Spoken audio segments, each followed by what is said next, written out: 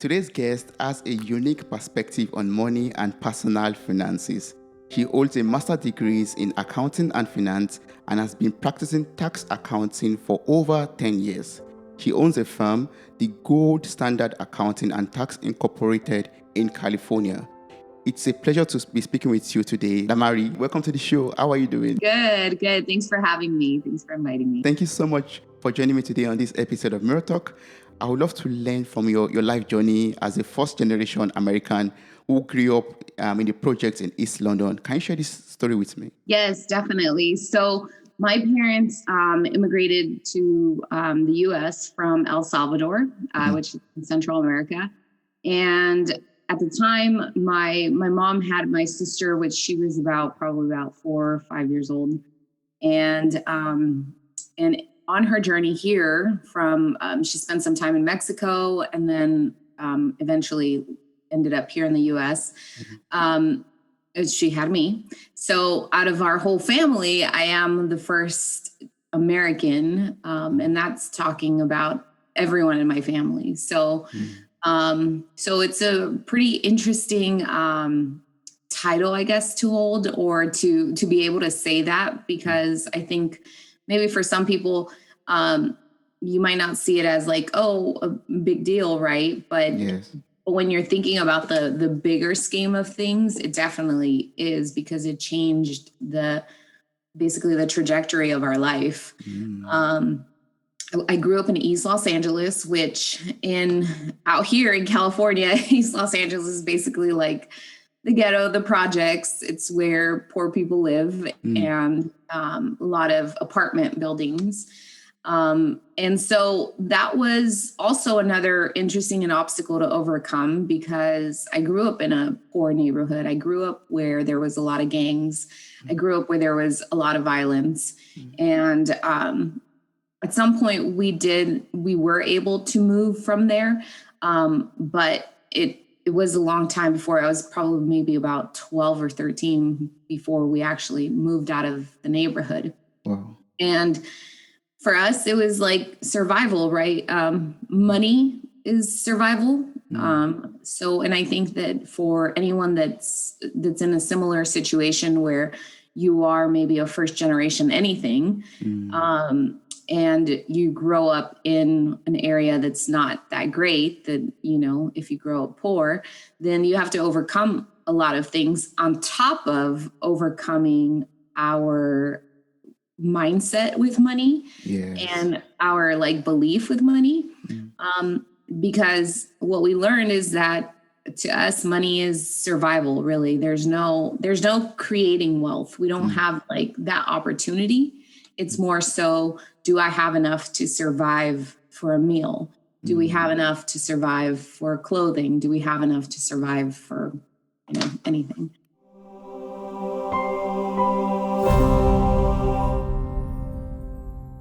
And I'm so grateful for you for make mention of that already right now, because I was going to ask you that growing up in a project, having that kind of humble background, in some ways affects the way you relate with money. Does it still affect you right now in this stage, even though it's a success already? Does it still affect the way you relate with money, the way you spend money, or handle money?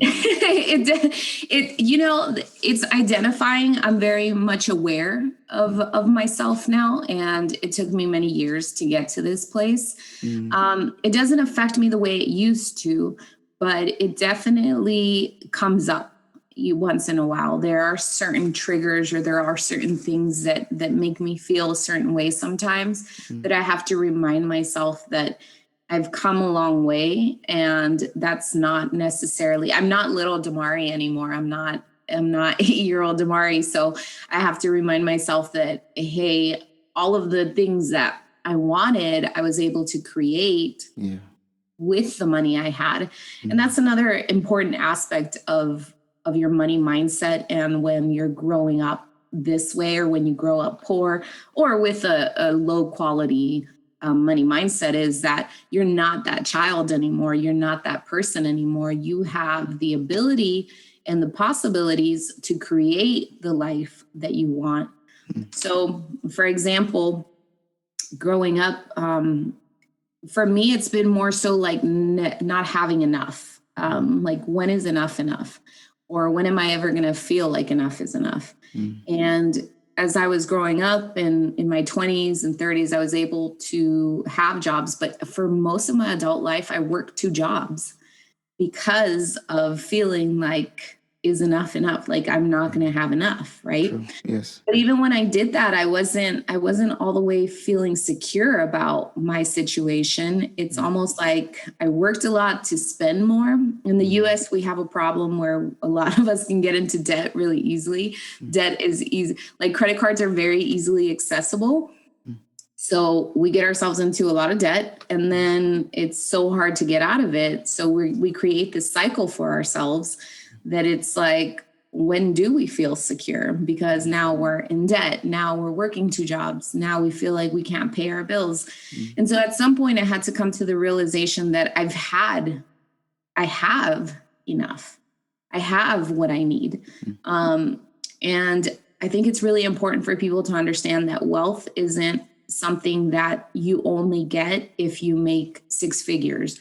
You only get if you make a lot of money, or if you have a business, or all of these things that I think are common misconceptions. Yes. Wealth can be built at any level, and you can create security for yourself. You can create freedom for yourself. You can create confidence and peace and all the values that you want with the money that you make. It's just a matter of changing a little bit of our habits and our mindset. Yes, that's awesome. And I'm going to need your help very soon to, change my mindset about money. But before we go into that, I would love you to, tell me about your money and career journey. Now owning your firm. How did it all start to that point of you owning your firm? Well, that one was like a 360. So when I was in my, late 20s, I hated school. I didn't go to college right off the bat. And when I was trying to decide what career I really wanted to get into, I was starting to feel a certain type of way, because I'm like, I've been in customer service for a really long time and I was just tired of it.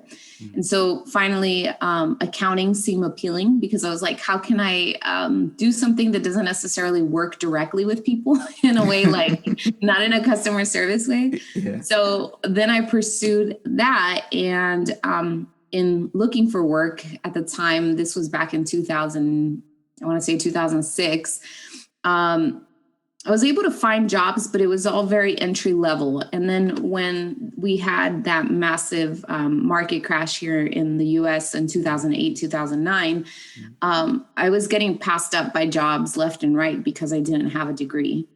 And so that pretty much ignited my want for a degree and to pursue higher education.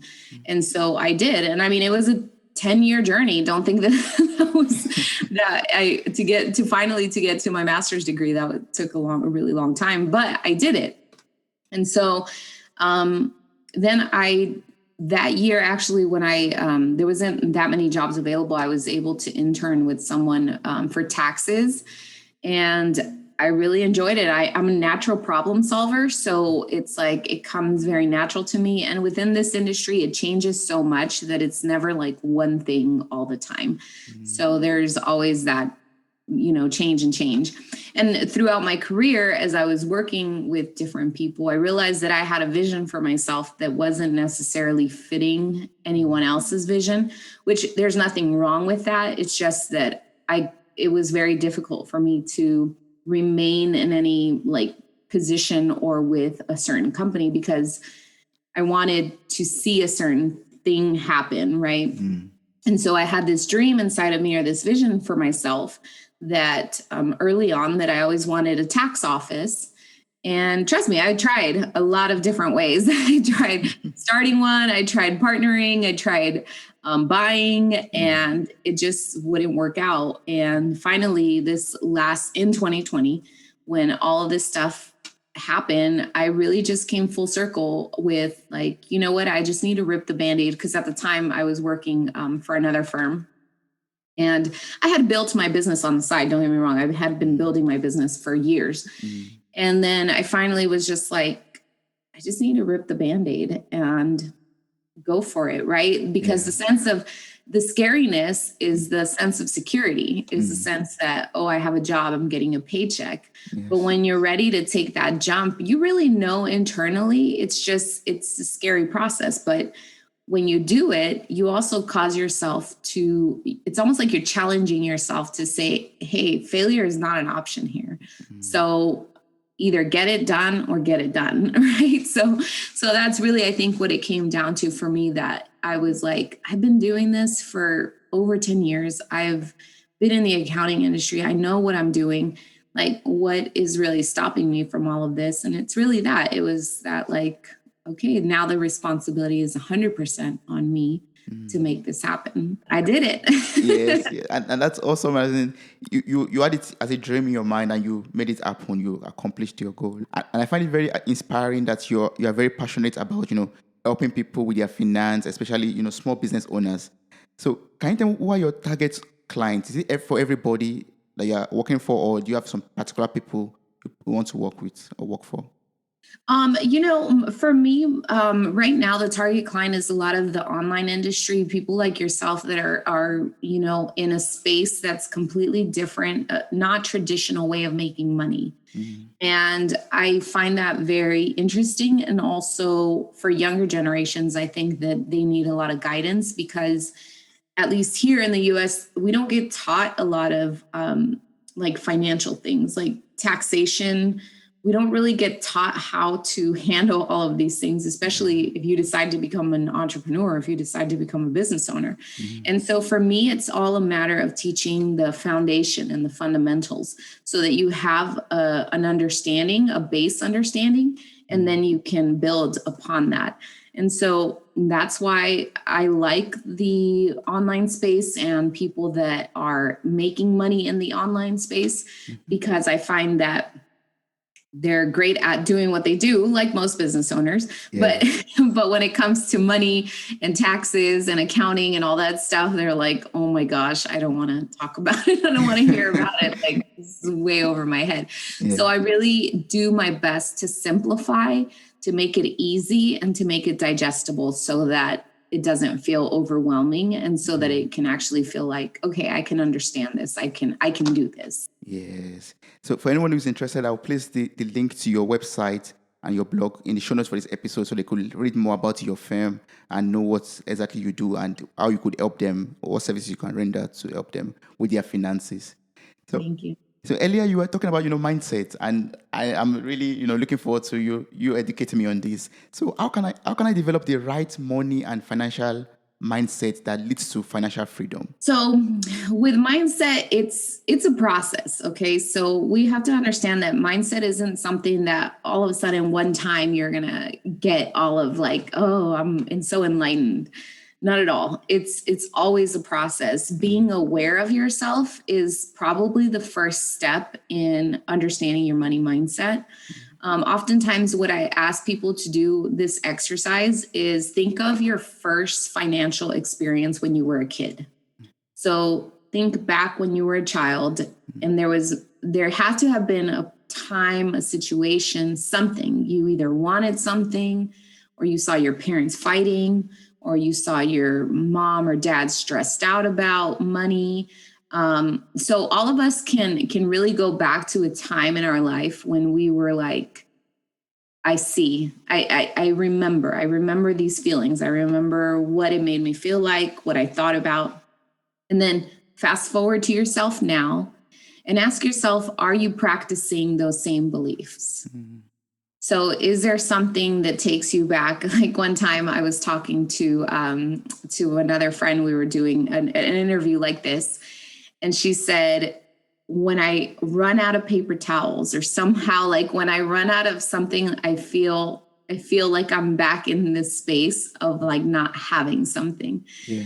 And so it can, for all of us, it's just different. We all grow up different, but a lot of different things in our memory happen that we capture that we don't realize, but we're practicing now. And that could be the way you stress out about money, the way you feel like it's not enough, or money doesn't grow on trees, or you can't afford it, or, so there's a lot of different things that we say to ourselves that really we learned early on. And so if you fast forward and you're thinking about it now, how are you practicing that in your life? And are your words really reflecting that in which, you feel? Because most people have this habit of saying like, I'm broke. Yes. And they say it so casually, but honestly, like, we're not broke. Like, we don't, like, if we really wanted to see what broke is, like, you would have to go to a completely different, we're broke for our type of culture, right? Yes. But, and as you're saying these words and you continue to affirm what you're feeling, all you're doing is creating that same space. I'm broke. Instead of saying, all the other things that you really want to feel. And that's another good way to maybe shift your mindset is instead of saying the things that you think you are, why don't you say the things that you think you want to feel like? So I want to feel prosperous. I am prosperous. I want to feel, confident. I am confident. I want to feel abundant. I am abundant, right? And it doesn't have to be that woo-woo. I mean, you can make it whatever you want. It just you need to affirm what you want to feel instead of saying to yourself what you think you are. Yeah. So it's always about, positive affirmation, like, saying good things into your life, positive words into your life. Yes. But see, a lot of times people feel like that's so, they shy away from money, like mindset things. Like, I don't know how it is in Germany, but here, like sometimes there's a little bit of resistance of like the woo-ness or the, oh my gosh, that's too, I don't know, it's just a thing. But honestly, if you want to stop feeling broke, stop saying you're broke and change something in your habits. What I teach people, again, is always the fundamentals of how you can be consistent with yourself in order to better yourself. And when you do that, if you're consistently spending money without paying attention and without giving it any mind, then you're consistently going to feel like you don't have any money and like you're broke. So what can we do to change that habit? What can we do to interrupt that and create a new habit so that you don't feel that way anymore? And talking about, money management, can you educate me on the fundamentals of money management? How can I manage my money properly in order not to, lack it? Yes. So 3 things normally I recommend. One is keeping track. So keeping track of things now. It's not like you have to. It's not this huge, overwhelming thing that you have to look at the spreadsheet and it has to be all accounting or anything. Not at all. Pay attention to what you're doing with your money right at this moment. And what that means or how you go about doing it is get yourself a calendar, just a plain calendar, write in when your bills are due and when you make, when you get paid or when you make money. And on a either daily basis or weekly basis, recap your week, like see what you did for the week. And the other thing I recommend is that if let's say you're eating out a lot more or you're spending a lot more money on eating out, then maybe don't buy so many groceries if you know that that's what you're going to be doing.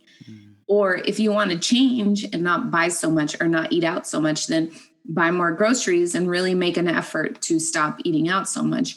But when you recap the week and you see what is actually happening, you can make changes, right? You don't have to keep living blindly, because I think a lot of us sometimes will just swipe our card and not think about what we're doing. And then after the fact, we're like, where did my money go? Or how much money do I have to save this month? Or do I have any money to save? But with money management, you want to give money direction. You want to be the person, the steward of where your money goes. So if that's the case, then you really need to pay attention what's happening on a daily basis or a weekly basis. And then as you progress, you'll notice that you'll create better habits just based on the fact that you're paying attention to what's going on. And so track your finances now, get yourself a calendar, put in all of that information, and then make adjustments, small adjustments. They don't have to be big, but see, those small adjustments make big impacts in the long run. Dear friend, you can grow your personal and business brand by creating a strong network through podcasting. Create real human connections, have the ability to share your story and interesting point of view. To get started, you can make use of the special offer for friends of this podcast, which is on kitcaster.com/mirror. kitcaster.com/MIRROR. The link and further instruction or details will be found in the show notes for this episode. Thank you. Don't forget to follow us on Apple Podcasts, Spotify, or Google Podcasts, or whatever platform you listen to this on. Thank you. If I want to draw out a plan for my personal finance, for example, how can I find the right plan, for myself that will fit into my needs or my finance at the moment? Well, I think it's all a matter of what in your life you want to create. So in order to really know what is a plan for me, you have to really know maybe what direction you want to head in. So is your goal to save money? Is your goal to pay off debt? Is your goal to buy a house? I mean, anything that you can put, those are goals, right? Yeah, yes. But then what are you doing every day consistently to get to those buckets? And then from there, you can create a plan.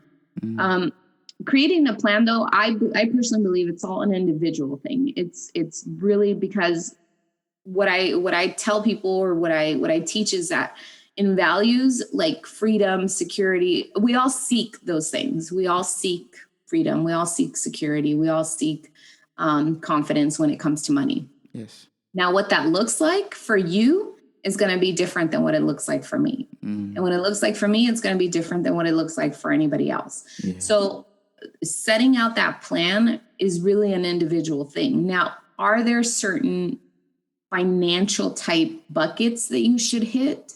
There is.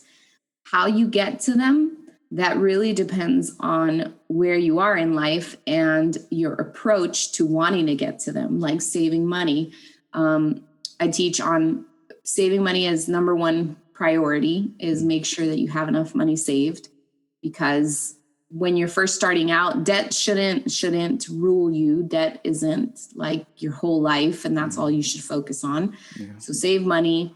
Then you can focus on paying debt. Then we talk about life insurance, trust. So I talk about this I have a financial roadmap, and it's like a checklist.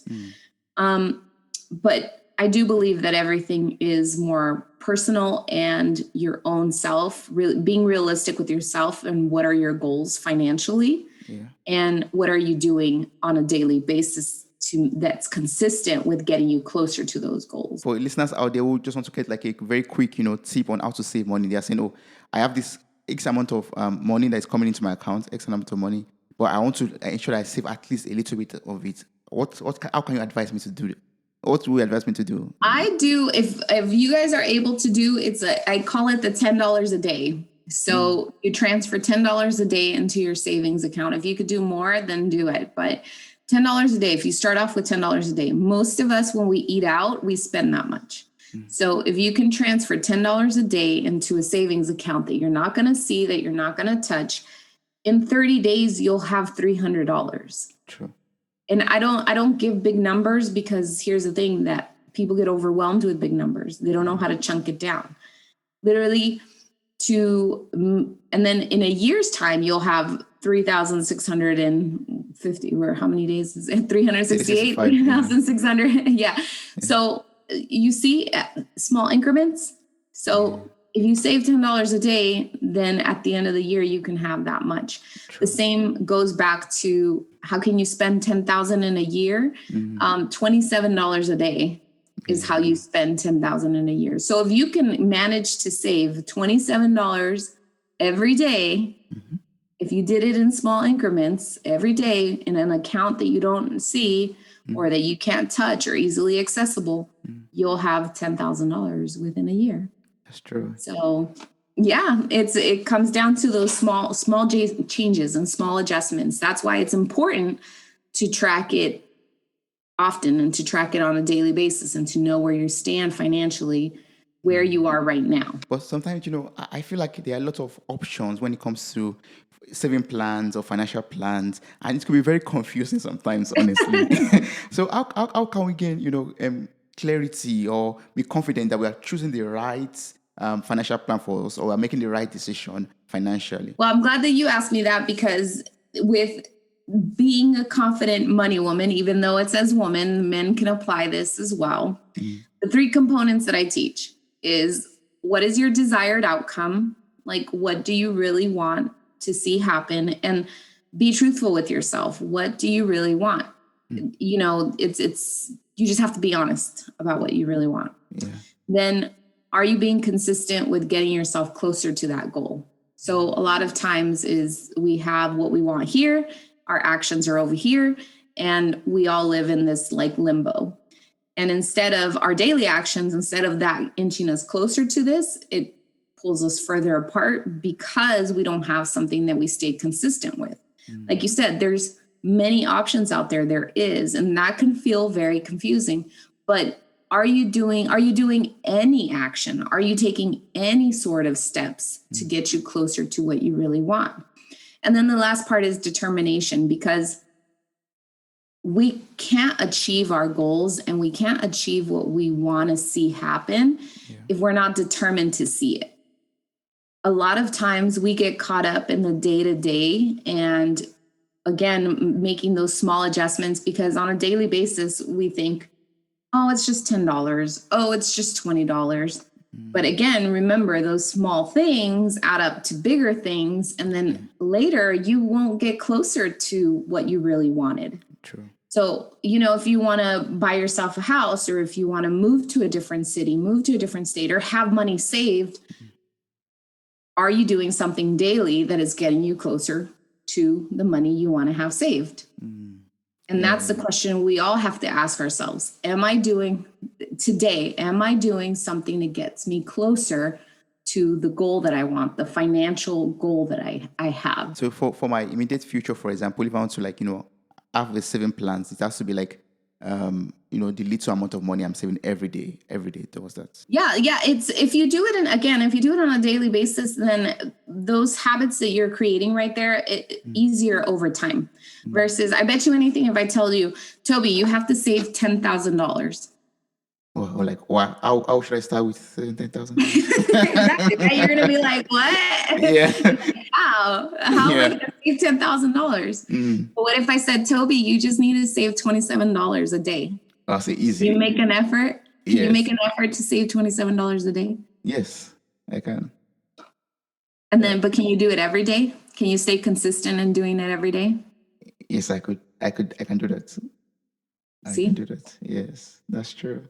Bigger, overwhelm, big number, smaller numbers, smaller things. Yeah. So it's really paying attention to our daily actions. And the reason why I say that builds confidence is because once you really start noticing that you're being consistent with yourself and that you're getting closer to your goal, that is building the confidence, because day in and day out, you're being consistent, and then you see yourself closer to what you want to accomplish. You can start seeing yourself moving, inching closer to what you want. And then there could be times where you're going to feel maybe blessed, maybe God, the universe, whoever provides, you'll see all of a sudden, like you're blessed with $2,000 and you're like, oh my gosh, now I could save this money, right? Like, because again, another thing that I teach or talk about is that when you're calling in more into your life,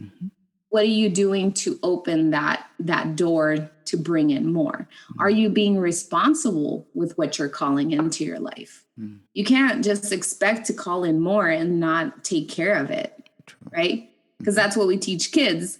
It's like, if you break this, I'm not going to buy you anymore, right? So it's the same thing. If we're not being responsible with what we have, then how do we expect for more to come into our lives? True. We have to create room for the more things that we want into our lives. Yeah.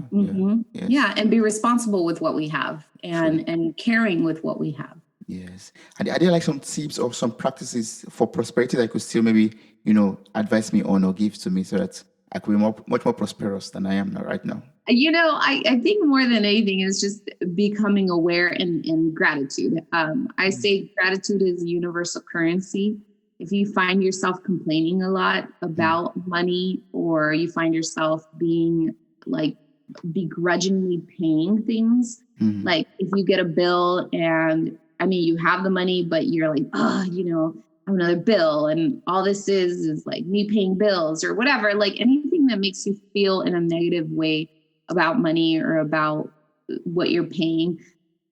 Gratitude is a big way to change and to shift into prosperity. Being grateful for what we have and where we are in life and the things that we are provided with, I think is very important. I know that for myself, when I change also that mindset, I remember we were talking about me having two jobs all the time and working all the time. And I did at some point feel like, is this life is about just paying bills, working to pay bills?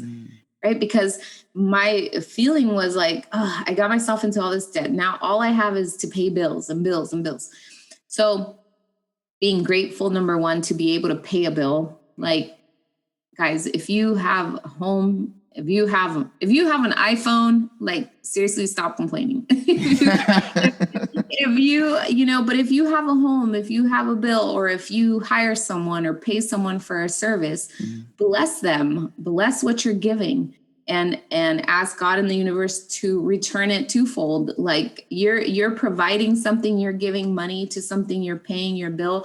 That's awesome to be able to do that. True. So gratitude goes a long way into feeling prosperous and to being prosperous, because remember, prosperity doesn't have a dollar value. Prosperity is all who we feel we are and what we feel inside. Yes, that's very valid. So we have to be grateful for every little thing that we have. Yeah. Yes. So you're an expert with business and finance, and I would love to get some advice on you about this, because I would love to start a business, and I would love to know, are there like some things I am meant to know before embarking on the entrepreneurial journey? Are there like, some things I'm to avoid or to look out for before starting that?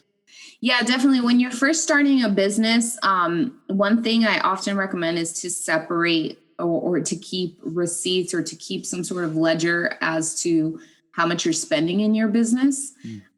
Here in the US, you get to deduct in your taxes if you have business expenses, if you started a business. But you want to be able to, at some point, separate yourself, your personal things from your business things.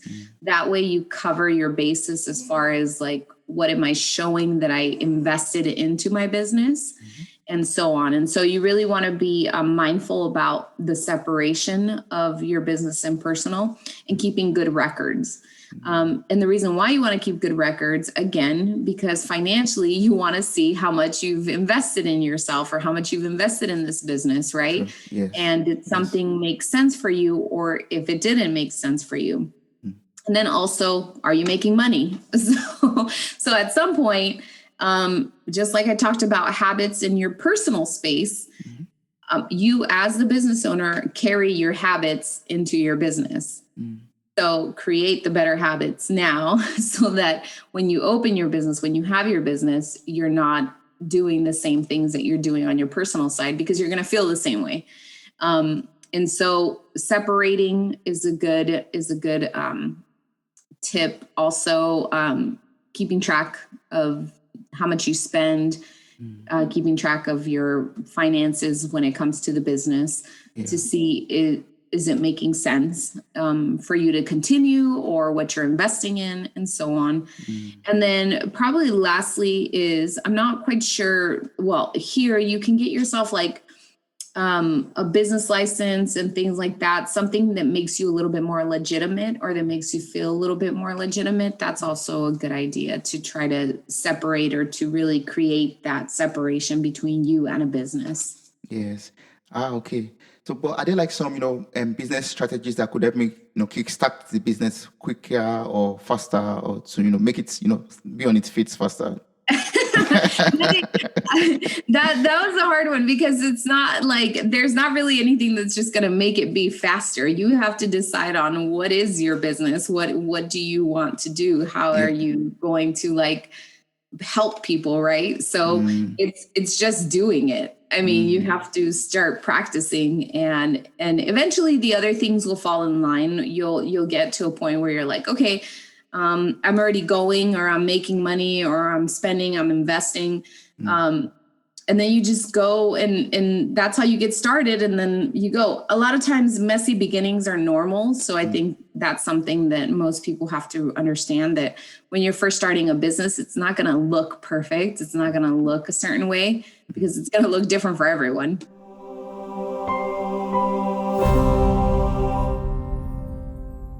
For ladies that are listening to this right now and they're thinking about, oh, how can I even start a business? You know, maybe, for example, they have families to take care of, or they have kids, or even they could be single, but they are thinking about, the male dominant, society. How can they, make a name for themselves in the business world? What advice would you give them? The advice that I would give them, it's don't give up on yourself and don't give up on your dreams or the goals that you want to accomplish.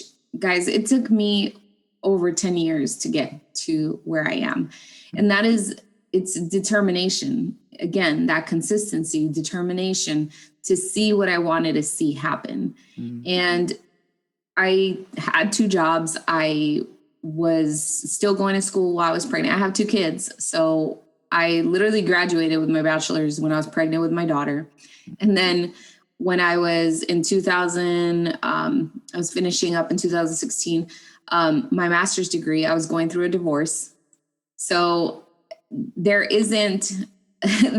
you can continue to do it. Be focused on what you really want, your desire to accomplish, your desire to have something for yourself is the determination day in and day out to see it happen. Because sometimes we look at people and we think the success maybe or where they are, but we don't realize that they had a longer journey way before then. And my journey, I mean, is way extensive to where I got to now. So if you have a business that you want to start, if there's something that you want to see happen, and don't feel bad if it doesn't make it into something huge, just do what you love, be passionate about what you want and stick to it, be determined to see it through. At some point, you will be able to break away if the business makes sense. Then at some point, if that's what you want and that's what your goal is, then at some point you'll be able to do that. Yes. Okay. So if I understood it properly, it's possible that, we all have, it's necessary that we all have different, stories to tell, as in when it comes to business, like. But how would you advise me to, handle or deal with losses when it comes to business? Like, trust me, I've had lots of losses. I see them as just like learning experiences, and really it's like investments that might have not had a return, but you can't kick yourself over them. You have to just really see it as learning experience. Trust me, in my years of trying to do something, I've opened an office, like smaller offices, closed them, buying furniture, investing in different things, marketing things that just didn't work out or didn't pan out. But every single time I learned something. If we ever think of the history of, like, let's say Thomas Edison, right? The man that invented electricity.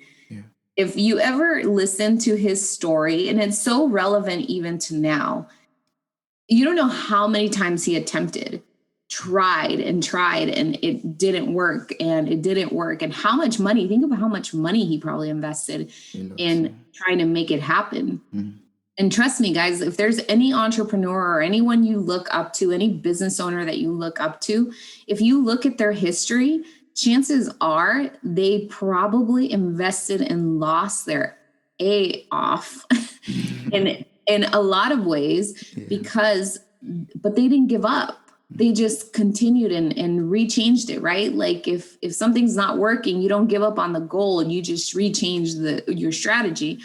But what I liked about the Edison thing was that he said something about, because I guess his workers were like, you're crazy, man. Like give up already, you know, or like you've spent so much money. And he said, no, I just learned number 50,000 ways that doesn't work. So 50,001 might work, you know? So keeping that in mind, that although sometimes we might lose money, we might lose some of our investments, that doesn't necessarily mean that your goal is wrong or that you're off or that you should give up. It just means that whatever you didn't work. Yes. So learn from the experience and move on. Thank you so much. So, after we've made this money already, from our business or from our, 9-to-5 job, we have to pay tax. So can you educate me on tax? How can we take away the stress out of the tax season? And how can we know what is deductible from this tax? Well, with taxation, it is more of an extensive type of conversation. But what I will say is if you don't feel comfortable about your current situation, talk to someone that makes you feel comfortable. Talk to a tax accountant. Most of the time you can have a consultation with a tax accountant, and if they don't give you a strategy, then that's not the person for you. But if you're able to talk to someone that is helpful and that talks to you about maybe your current situation and can help you get a strategy, then that's probably the person for you. Don't wait for it. A lot of times people wait until the day of or wait until that time comes. And that's why they feel stressed and overwhelmed, because they didn't prepare. So preparation is key. Do not wait until that moment to get things done, because we often all procrastinate. And I know that it feels painful or it feels like overwhelming and all those things. But if you prepare, then when you're getting ready to do your stuff, you're not going to have that feeling anymore, because now you got some clarity. Now you receive some clarity around what you're doing when it comes to your business or your personal, your 9-to-5. I have people that work just 9-to-5s, and I have tax planning consultations with them, because normally they would owe in taxes, but they're tired of that feeling that, like, I don't know what I'm going to owe.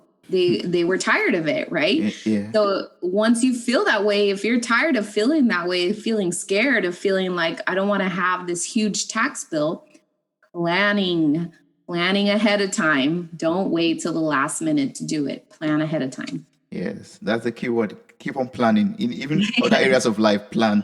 Just yes. I mean, do your best. Of course, not everything's going to work out 100%, but when it comes to taxation, it's something that a tax accountant should be able to help you with. So plan ahead of time. Especially if you owe more often, then you really want to plan ahead of time, and you can plan ahead of time, and that's the key. That you could do that. It's not like you have to wait and be surprised. Yes. I don't like surprises, so. What advice would you give someone out there who is, willing and wanting to start a business, but is so scared of, investing money into a business or even starting it at all? Even if you're scared, do it anyway.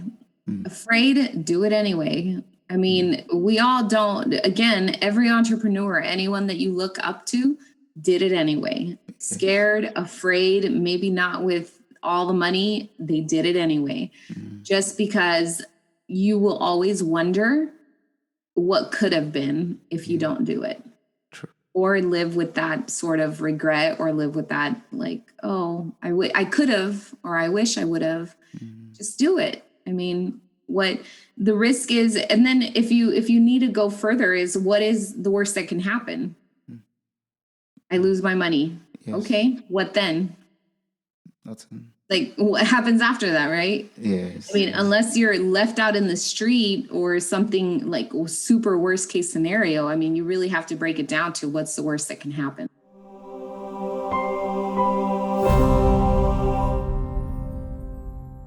Can you tell us about your programs and what you offer on your website, on Tree of Fame also?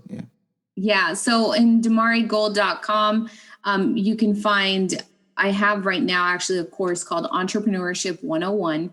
And what it is teaching you the fundamentals of entrepreneurship. I go through business structure, what different businesses mean. So like a sole proprietor, an LLC, an S Corp, how those are taxed, But I do it in very small videos so that it's, again, digestible, so that you can understand and you can go at your own pace.